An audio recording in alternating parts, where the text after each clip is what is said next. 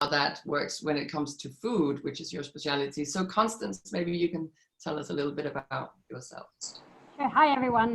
So I'm Constance. I'm the co-founder of Alcheme Skincare. So Alcheme, for those who don't know the brand, it's a conscious and bespoke skincare brand. As in, we personalize the products, the skincare products for your own skincare needs. So instead of you going and sort what is the good product for you to use, we will actually do that skin diagnosis with you and identify what needs to go inside your product, and then we'll make the products for you and ship it to you wherever you are. So we've launched the brand 3 years ago, yeah, before that we were working in the skincare industry, where we had discussed with a lot of women on how they were seeing their skincare routine, and that sort of sparked the idea of going through personalized skincare. Yeah, we're going to talk more about the fact that you have that experience, Constance, from the big corporations. Jolie, could you tell us a little bit about yourself, please? You need to unmute yourself, Jolie. Hi, everyone. I'm Jolie. So I'm the founder and director of Canvas, a mindfulness training center, where it's an inclusive and empowering platform for all ages, nurturing creativity and well-being. I curate yoga, art, spiritual, mindfulness facilitators. We have sound meditation as well. We have children camps and all sorts of activities to promote self-awareness. So the journey of Canvas started in 2003 and started with a spark to help others to become masters of their own lifetime journey. Thank you. Thanks, Jolie. And we're going to talk about how that affects our choices when it comes to sustainability as well. I think if we start with, I mean, you're all representing holistic wellness. And in terms of holistic, we talk about how different parts of something are intimately connected and understood as a whole. So yeah, I think I'm going to start with you, Constance, because you've always worked in skincare, as you just mentioned before. Before Alcheme, it was a big corporation, Clarins. And I want to know what made you start Alcheme, because what is the difference between these two companies, or the your past work before you, and the reason you started Alcheme? Sure, and I think maybe the first thing we can talk is how beauty helps with that holistic wellness idea, because it's just beauty, and so whether you take it or not, I think beauty and the fact of looking good and so on helps into that whole holistic wellness idea. Just because it's an enabler, if you look good, if you have that nice self-esteem of you and saying, yeah, I can go out and I'm proud of myself. Then suddenly your mind, your body, and so on will also feel good. And I think this is why beauty has been, an industry where women have been investing for years. Just because that idea of, yeah, if I'm showing my better face, everyone, I'll be better off in that whole external world. And I think so. Working in a big traditional skincare brand.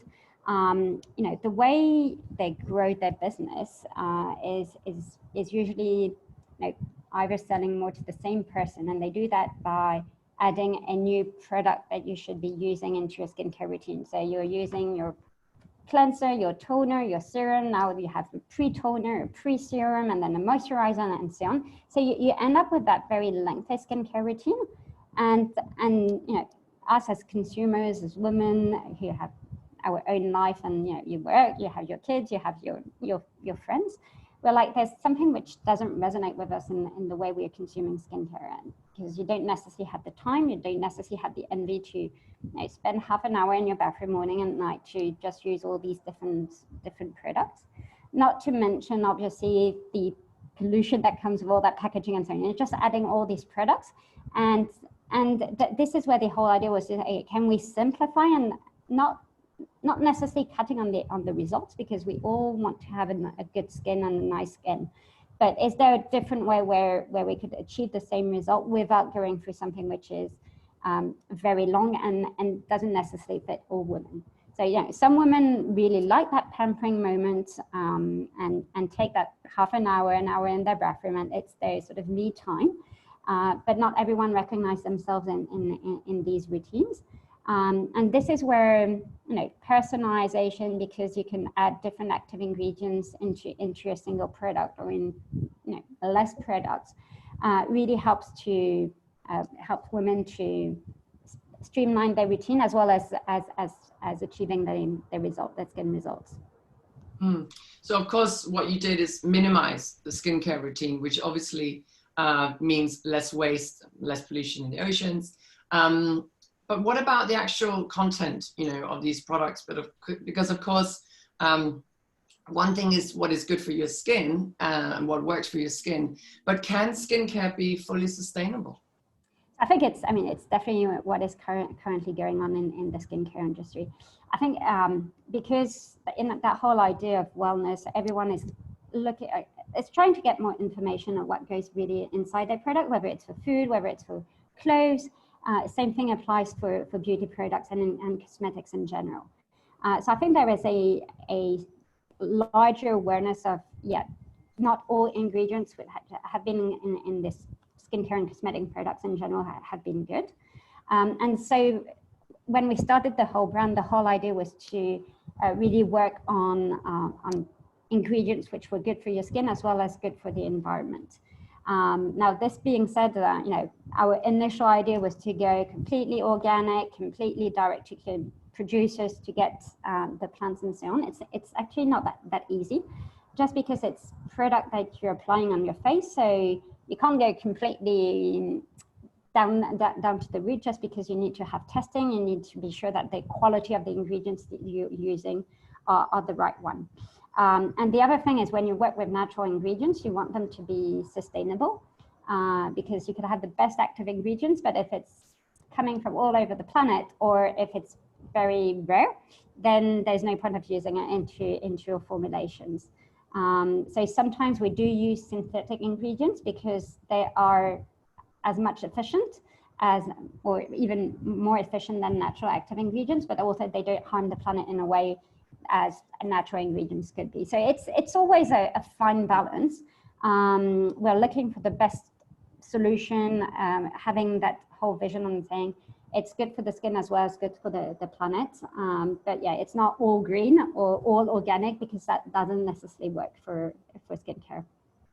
No, and we could talk about skincare in itself for hours, because it is, as you say, it's complicated, and it's a balance, which is what holistic living is all about, is finding that balance and trying to weigh up the health and sustainability aspect can be hard. Also, when it comes to food, Karin, your product, so to speak, is food. This is what you work with, but it's a lot more than that.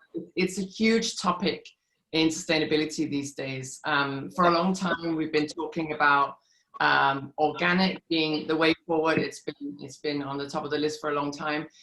Lately, all we hear is plant-based. What do you, as a practitioner, and when you advise your clients, what do you believe is the right way to go? And how do you advise them at the moment? Because as we know, there's a lot of back and forth on these topics and pros and cons, etc. So yeah, I love what you said about the word balance, because, when I go to the supermarket and I've got beautiful organic eggs from Denmark, and then I've got, regular eggs that cost $2 that are coming in from, don't know where, somewhere around here. The question is, what do I do? Do I do good for the earth? Do I do good for myself, for my health? Where's the balance here? And it's such a tough question to ask, and, obviously from a health perspective, you do want to eat the better quality ingredients.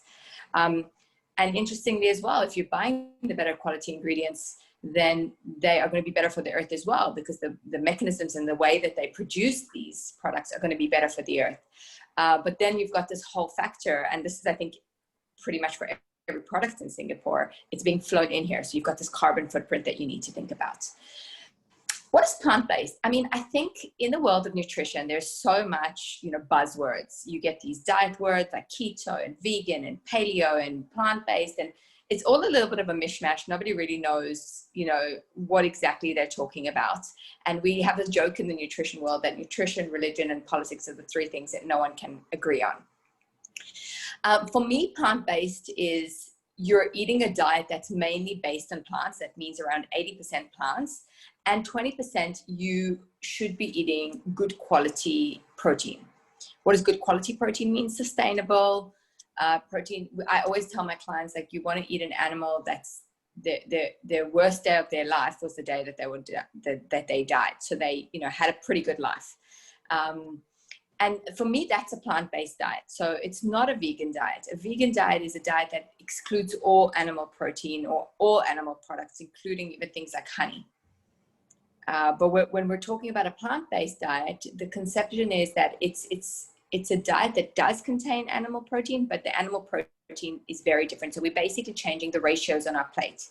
Instead of the plate having a steak as the main and a salad as a side, now we have a salad as the main and a steak on the side. So that's pretty much the plant-based diet. Is it sustainable? It's definitely more sustainable than eating the steak as the main.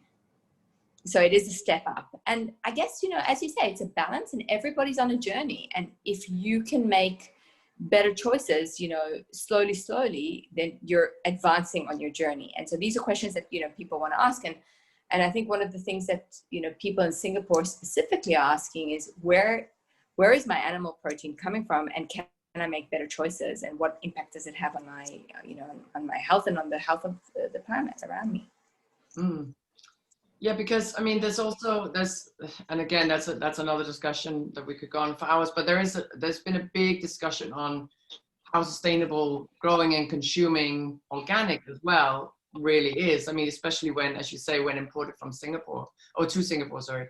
And of course, even though we can agree that the output is healthy, do you ever feel torn here? I mean, between what is healthy and what is sustainable when you have to advise your clients? All the time. I do think, it's very hard for me to say, oh, a vegan diet is a very healthy diet and a plant-based diet is a very healthy diet. I'm a very, I look at every case as a very personalized case. Some people are going to thrive eating way less animal protein than they're eating, and majority of us don't need to eat as much animal protein as we're actually eating. But for some people, yeah, I do feel a need that they need to increase their protein, and they're not thriving, they're not feeding well. And here's the question, where are you getting your food from, and what impact is it making on yourself and on your health? But I always tell people, like, you're better off eating a vegetarian meal than you are of, really processed type of, animal protein meal. So if you're getting a really low grade chicken instead of a beautiful, grass-fed or pasture-raised chicken, then for sure there's going to be a difference. So yeah, it's about the quality of food more than anything. And I think doing your research, right? Because you'll think automatically, that a lamb that comes from New Zealand it must be better than a lamb coming from Europe or whatever. But actually, you can't be sure, because the carbon footprint on these things is measured differently. So it's really doing your research, which can be super confusing these days, because you think it's very hard if you're having almond milk, and then you're told that takes too much water, and it goes on and on like that, right? It's very difficult. It's very, very difficult. And that's why I actually empower people, and most of the people that I see in the clinic, I'm still empowering them to do the more basic steps, like, chuck out the plastic bottles and get yourself a proper water filter instead of buying bottles all the time, or, take your own bags to the supermarket. These are just basic things, or use beeswax instead of cling wrap. These are still basic things that most of the people that I see, I would say 90% of the people that I see, they're still doing this. And so if I can get people to just even start doing that, for me, it's a win. I think with the skincare and the rest of the thing, this is great, because these are people that are already very educated. For me, I'm seeing people that are kind of at the beginning of their journey, and I'm introducing them to these concepts that plastic is really bad for you and for the earth. And they're like, oh yeah, I knew it was bad for the earth, but I wasn't really sure why. And I'm like, okay, well, this is why. So I guess, you know, as I said, everyone's on a journey. And as you say, it's a balance. It's how do we find a balance? And information is the key, and knowledge is power. So getting more knowledge, understanding what's good for you, what's bad for you, the terminology, which keeps changing as well. You know, grass-fed, pasture-raised, all organic. You know, organic isn't what we used to think it was.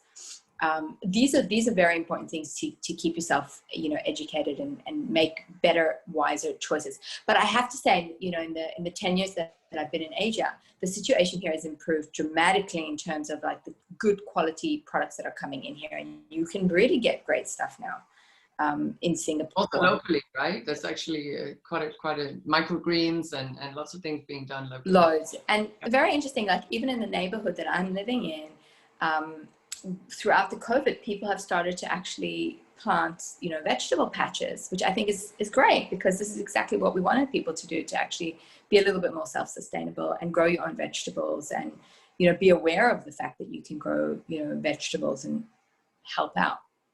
Yeah, and for those of you who don't have a garden, there's actually a lot of communal gardens out there too that you can help out on, basically coming out all over the place in Singapore. I just want to say, before I start with you, Jolie, I just want to say to everyone watching that if you have any questions, and I'm sure you do, to either Constance, Karin, or Jolie, please just start fitting them in, and then we can have a look at them when we're ready for the Q&A. So I just wanted to mention that if you have any questions, please let us know. Jolie, so you live and breathe holistic wellness. You teach yoga and mindfulness to both adults and kids, among many, many other things. And everything you do is intertwined, right? How does this help us become, how does the mindfulness, the yoga, all these things that you do help us become more aware and ultimately make us think more about how we can contribute to a more sustainable earth, would you think? Well, I think it begins as a journey of masking away fears and ignorance. Yeah, and it's so easy to be caught up in all the stimulations in the modern world, the technology, all the information out there.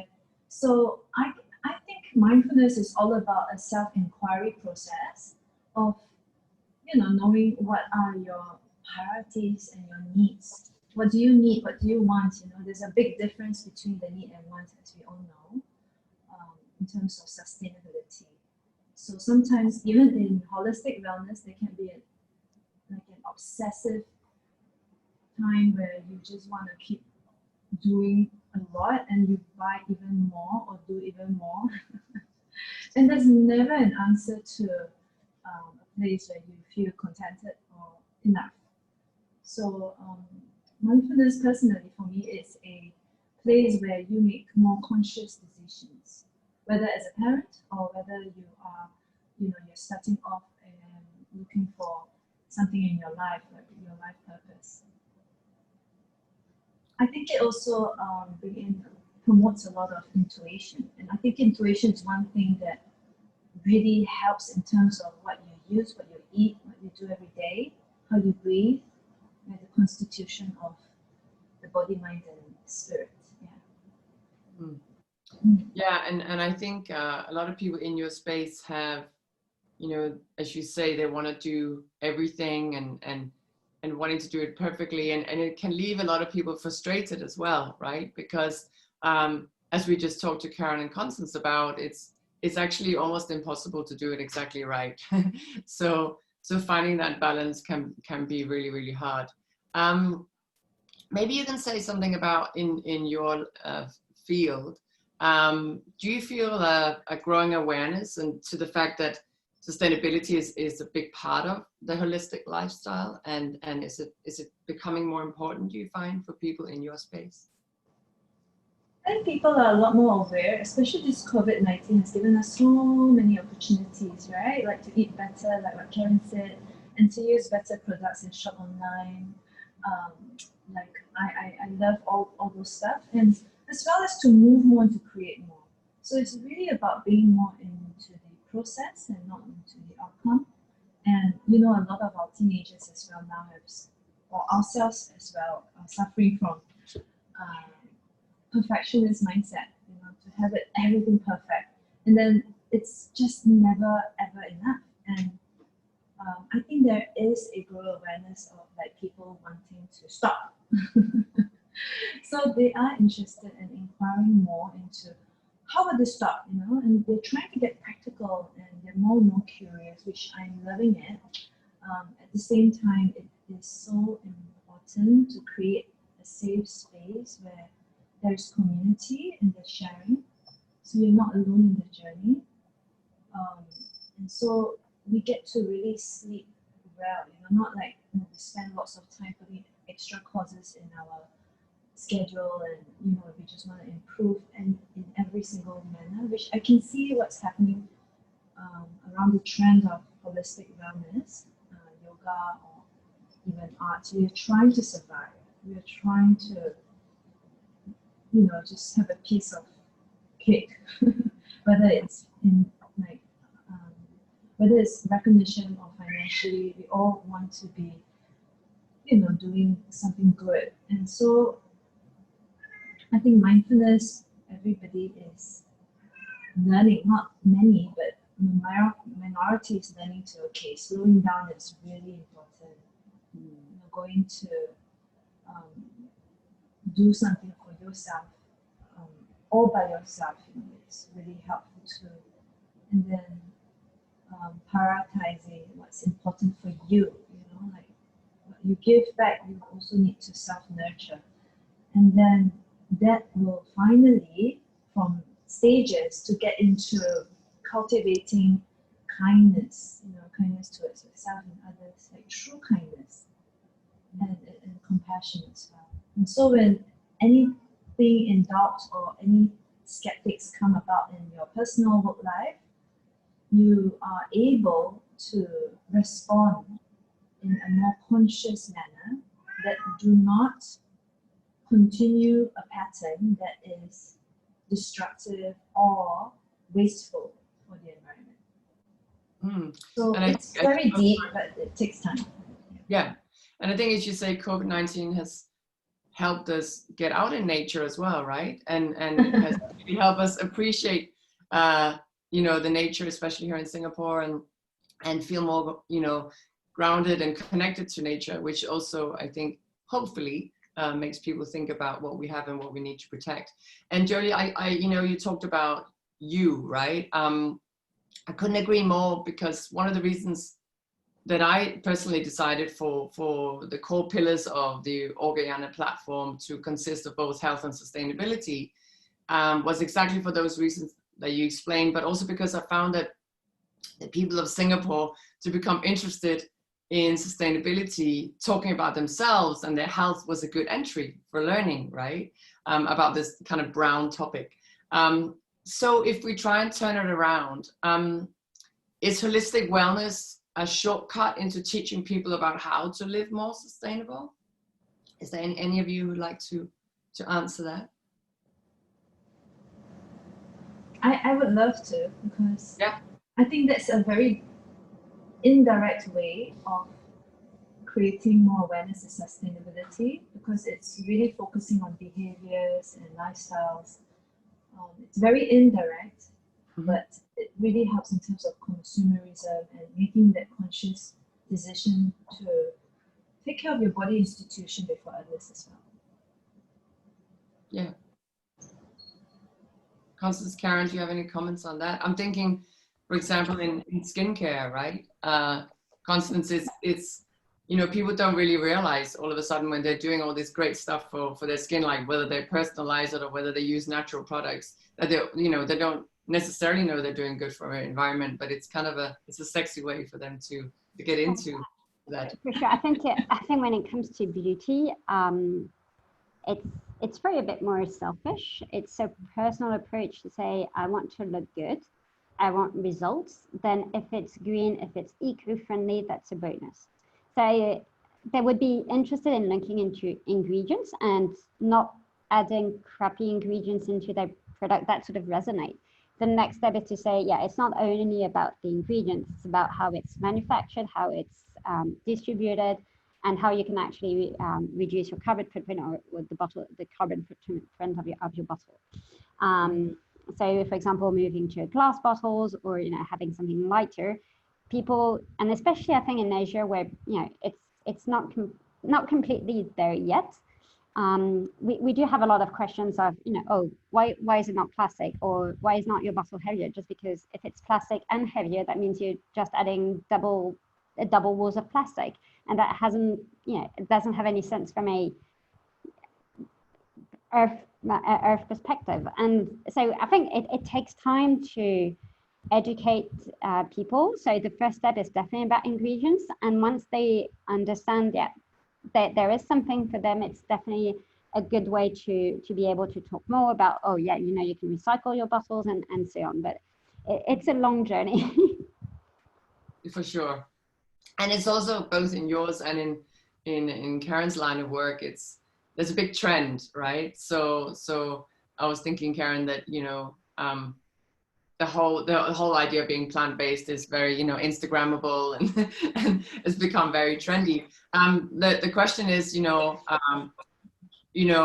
people then following through, actually actually making the research whether what they do is the right thing, whether it's good for the planet, or whether it's even good for themselves, right?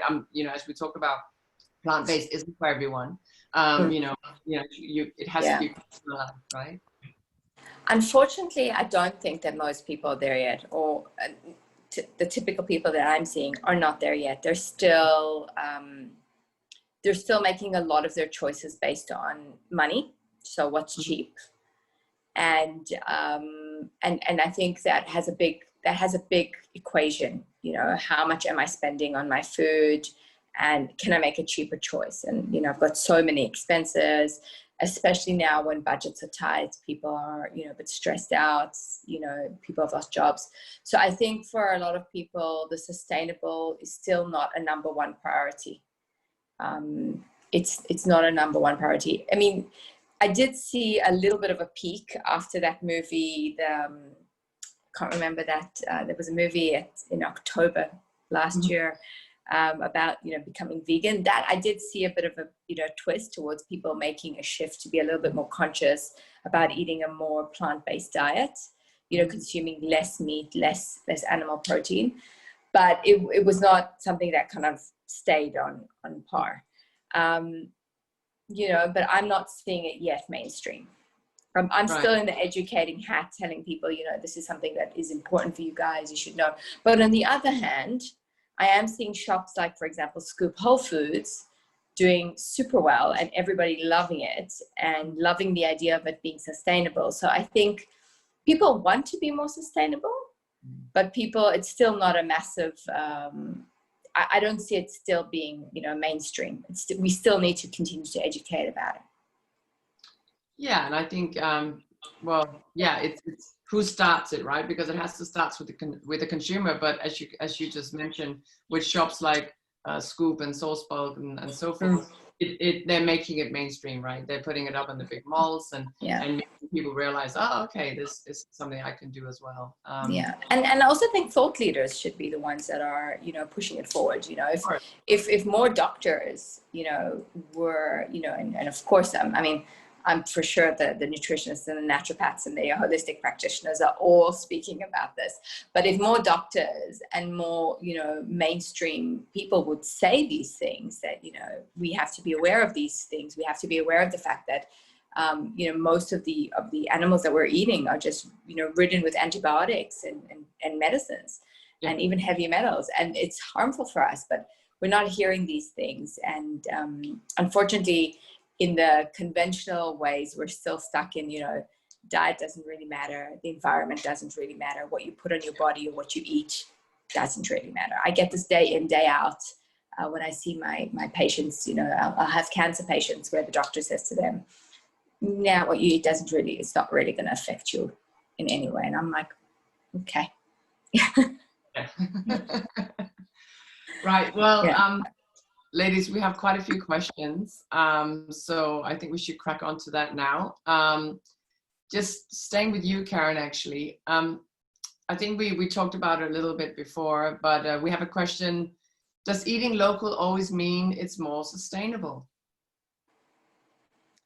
That is a very difficult question that I do not know how to answer, because on the one hand, there is less carbon footprint for sure. If stuff is coming in from Malaysia or Indonesia, which is considered local, supposedly there's less carbon footprint. But do we know the processes, you know, when they're actually, how are they growing these foods there? Are they using, you know, chemicals that are ruining the earth? Is it better for us to fly in vegetables that are coming in from more sustainable ways of growing vegetables? I don't know. I don't know to tell you the truth, because I'm not an expert in this field. I also think that the certifications here are not strong. Yeah, so I mean, so the certifications in general are corrupt. We know that everywhere in the world, though. It's not, I mean, and that's why actually one of the things that I miss about, you know, living in places like Australia, for example, is that where you can actually get to meet the farmers in the actual farmers market and have a relationship with these people and understand where your food is coming from.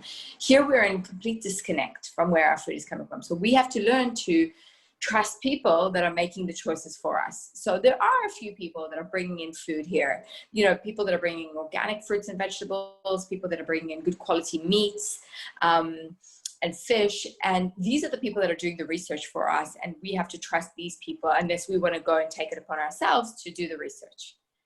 But I don't have a clear answer for that. It's a difficult question to answer. Yeah, I mean, I'd love someone to do the research and tell me.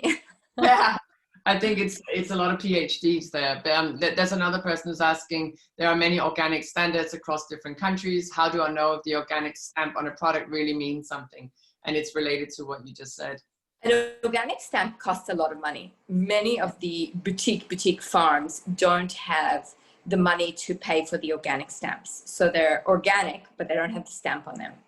So instead of worrying about organic, we should actually worry about, depends what we're buying. If we're buying, you know, fruits and vegetables, it's one thing. If we're buying animal products, it's another thing. If we're buying skincare, it's another thing. So there's lots of different, you know, standards and things that we need to think about.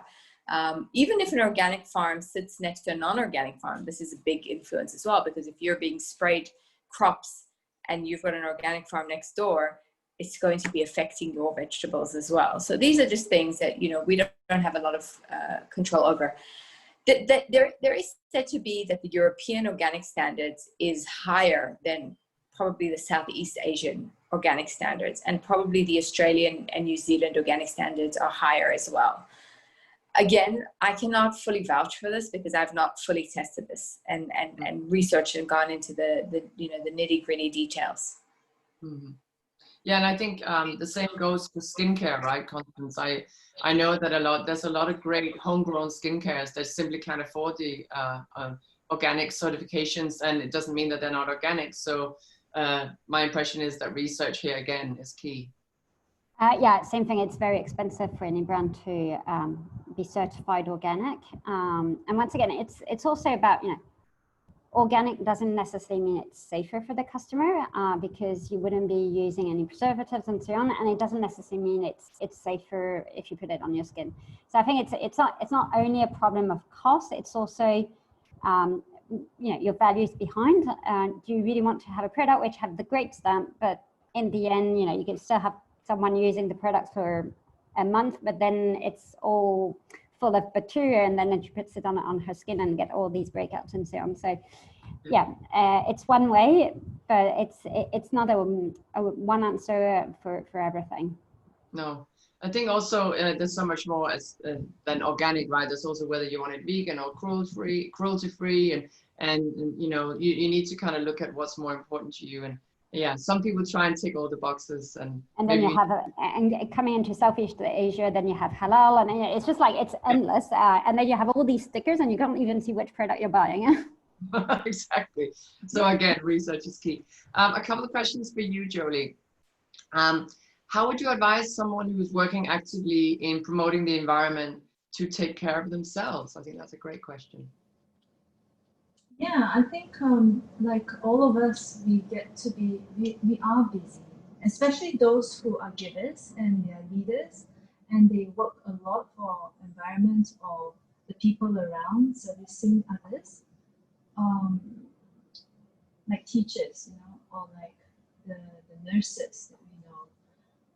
or the environmental leaders, the more if they could invest in themselves, the more they have the capacity in terms of, like health, in terms of sleep is concerned, to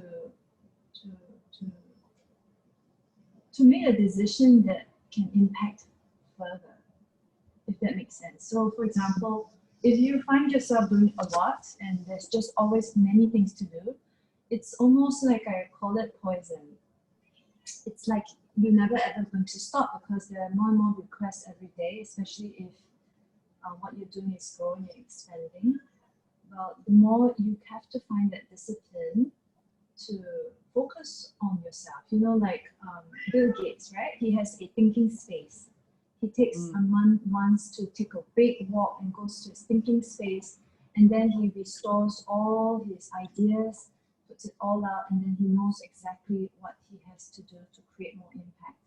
And likewise for all of us wellness facilitators, or people in environments, or mothers, or anyone, most of us, we have to think a little bit more intelligently in what can we invest in ourselves that truly can offer more.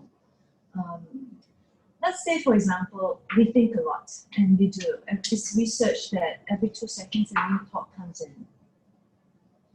And because of that, our brain is wired in such high stimulations that our cortisol levels are so high, and we're constantly on the move. So the thing is that there is no chance for you to feel what's going on inside your body. So you keep working until something happens. So the idea of mindfulness is that, especially meditation, or just moving in yoga movements, like moving with movement linked with breath. It has to be linked with breath. Then you realize that you are not just moving, but you're feeling what's going inside, emotionally, physically, and mentally. So if you understand how you feel, and it's a thought process or pattern that I'm not enough, so I must seek more, that place will be a poison. It's never going to be enough, and hence, I hope that answers that question of why it is so important to take time to restore and rejuvenate.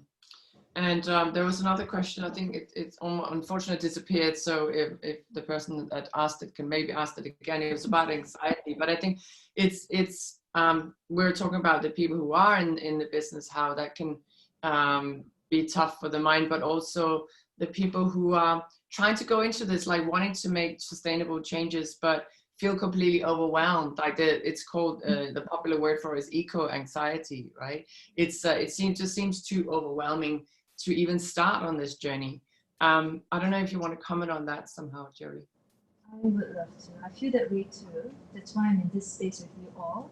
And there are a lot of people who do horrible stuff, who are ignorant, like killing cats or dogs or everything, right? I'm sure people feel affected, and whatever work they are doing, their efforts, sometimes it hit to them like feeling this sense of all of that I do is worthless. And like what Karin said, she also does a lot for food, but sometimes people are thinking about cost. And so sometimes the thing that you want to focus on may not matter to some others. And it takes a lot of steps and layers to uncover. So it can be very, very depressing, especially you are very pure in it. And I can see that, for example, I'm vegan, and some people who are very pure in it get very affected when something happens. I think the key is community, as mentioned. We need to form communities to find support. In terms of anxiety, we are not alone. Everybody actually faces a sense of anxiety every day. It's just that sometimes we cannot control the chemical imbalances in the body and also our thoughts anymore. So we become in the heads and we forget, that movement-wise, moving in the body, feeling in the body would really come back to all that. But many days, it's not. Not direct. It's not direct. No. Yeah, I think community is key in terms of this, you know, the eco anxiety, but because at least together then we can, you know, we can make the little steps together, and it actually means it feels like we're doing a bigger impact, like we're doing here in conveying all these messages. Constance, there's another question for you.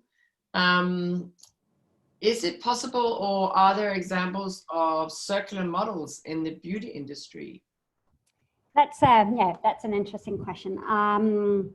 So I think when it comes to beauty, the circular model is definitely about how we recycle packaging, because it's the heaviest part of the product. It's also the most costly, and the product, you use it, you put it on your face, but then you just keep the packaging.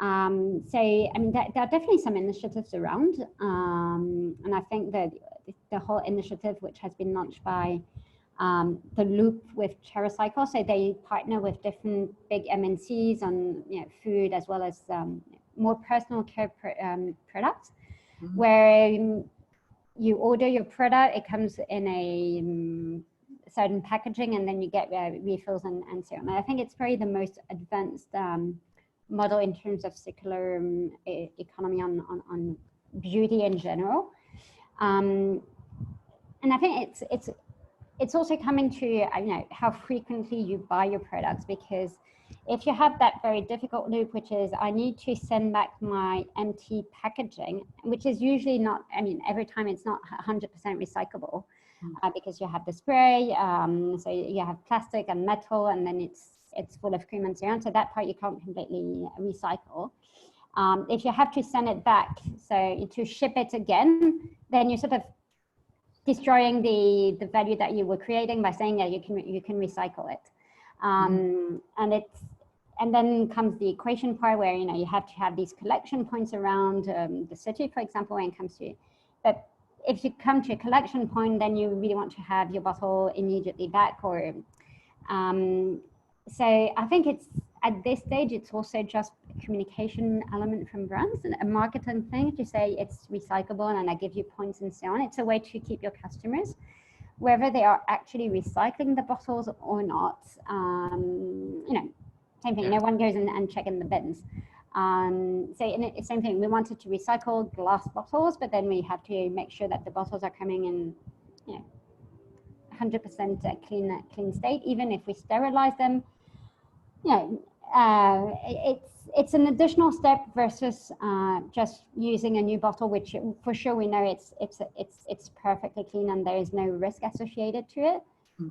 So yeah, I think it will be coming from refillable and doses and so on, where you actually reduce the plastic that the packaging that you're shipping over, rather than a pure circular model where, you know, you're just moving stuff around, but then in terms of carbon footprint, it's the same or more. Yeah, so I guess you have to make your own skincare to make it fully circular, right? Yeah, if you have the time, the envy, but then you have to stock up the ingredients. So, you know, it's just like, and they all come in different bottles also. So, you know, you're back to square one. Yeah, true. Yeah, I think it's tough, and it's about making sure that, you know, again, with the research we talked about, that, you know, there isn't too much greenwashing going on, you know, which is what we hear a lot about, that, you know, it's amazing for a brand to call themselves circular, or as we talked about before, organic, cruelty-free or whatever, but yeah, you really need to check behind the label, right? I think it works well on personal care, like shampoo, shower gels, because you're not looking at the same hygiene standards, and just because it's wash off and rinse off, and so it's pretty easier. You can come with your bottle, you fill it, you don't have the same sort of challenges, and same making sure that there's no bacteria inside. Yeah, that's the thing. Might not be there. Yeah. Well, I know you have experience from trying to do the circular model, and it's tough. I think we have a question for Karin. It is similar to what we talked about before. Does eating what's grown around you ensure sustainability in most cases, though one needs to be sure about being organic? Yeah. Sorry, can you repeat that? Yes. Yeah. Does eating what's grown around you ensure sustainability in most cases, though one needs to be sure about being organic? Yeah, I think you you mentioned before. Yeah, right? I mean, we don't know, right? We don't know because we don't know if what's growing around us is actually sustainable. No. We don't know that. No. But I mean, yes, if you know that it's an organic farm and that they're using sustainable growth measures, then yeah, that's a much more sustainable thing than buying in from somewhere else in the world. Yeah. All right. Well, we don't have much time left, so I just want to let you all have a chance to say one last thing. You know, because one thing is your specialty in what you do. You know, whether it's food or skincare or mindfulness. But how do you make sure that you live a sustainable, holistic life? Maybe if you can finish off like giving your little tips to everyone watching here. Who wants to start? Just start. I don't mind starting. For me, it's a journey. I do not pretend to say that I'm perfect at all, but I get inspired by, you know, by the kids actually the most. The kids are the ones that will be very, very, you know, pushy in terms of, Mom, you know, these are the things that we really need to take care of, and they're really, you know, passionate about it. So I love that. But for me, really, in the kitchen, it comes down to the type of cookware that I use, the plastic containers, the water filter, the plastic wrap. These are things that, you know, took me a while, but I have eliminated them and I've never looked back, and I don't miss it at all. And so I think it's like I tell my clients with nutrition, it's like replacing one habit with another habit. That's it. So you just have to find the solution for what you were banking on. And having these shops like Scoop Whole Foods and having, you know, better diversity and even better access to buying these better quality ingredients. You know, once I used to go to the US, I'd have to bring back all these cool, you know, new things that were coming in, you know, that was sustainable. But now I can go to Scoop Whole Foods and buy my bamboo toothpaste and toothbrush and the toilet paper as well, which is cool. So I think raising awareness about it is what I think is the most important as a thought leader and someone that sees people, is just because the more impact we have on these people, the more they're going to impact the people that are going to sell. And then it's going to be easier to get, and then more people are going to do it. That's great. One step at a time. Constance or Jolie, do you have something you want to add to that? Or maybe tell a little bit about what you do other than having, you know, using sustainable skincare or doing your mindfulness practice? I think, I mean, like Karin, it's little steps by little steps, and definitely involving your kids, your husband, your helper, whoever is around you. And yeah, like water filters and then less plastic and so on. So I think it's, having a look also at all the different options in Singapore. Not all options are expensive, because I think this is also the problem is, there's often a markup on price when it comes to sort of eco-friendly products. And I love looking at the Scoop Whole Foods, but then I was like, I can't leave my wallet there. And then I'm back at Food World. It's also, yeah, I think it's with all these initiatives, I think we have it more offer around, and sometimes with like decent price. So yeah, you can have decent regionally sourced fruits and vegetables with like Shop Farm. So there are a couple of initiatives around which makes our eco-friendly lives easier.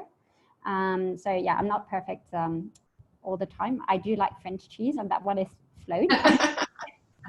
But I would say that because I haven't been able to travel there this summer, that's okay. I'm neutral. Yeah, exactly. all a balance. Jolie, you're all about balance. Well, just stay curious, you know, and go back to the roots of what gives you values.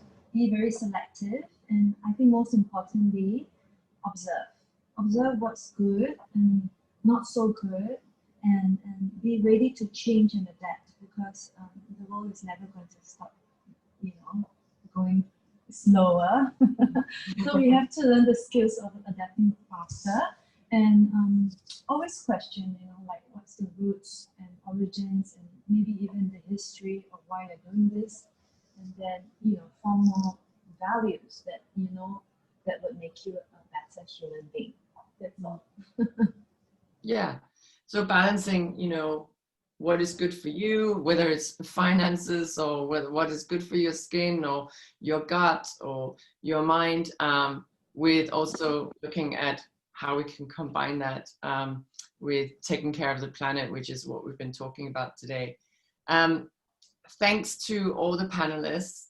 Thank you so much. I really feel that we really got in deep in this topic, which can be hard in 1 hour. So thank you so much for your amazing answers. I just want to say to everyone watching as well that make sure to check out the Green Tin Cat online, which is why we're here, because the Green Collective is launching this online site, because here you will find health products that will help you on your sustainable journey and vice versa. So thank you so much, and over to Danielle. Hi, yes, thank you very much, ladies. Thank you, Mathilde, for moderating this webinar.